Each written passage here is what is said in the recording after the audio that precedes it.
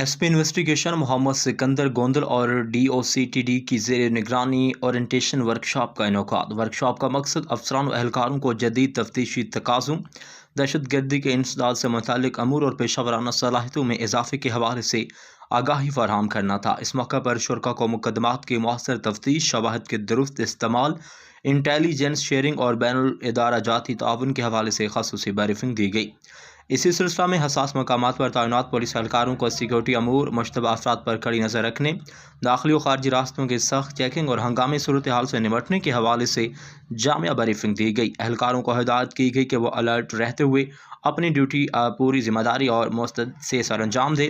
موجودہ سیکورٹی صورتحال کے پیش نظر افسران کو پیشہ ورانہ مہارت اور قانون کے مطابق کارروائی کو یقینی بنانا ہوگا تاکہ جرائم پیشہ عناصر کے خلاف مؤثر اقدامات عمل میں لائے جا سکیں۔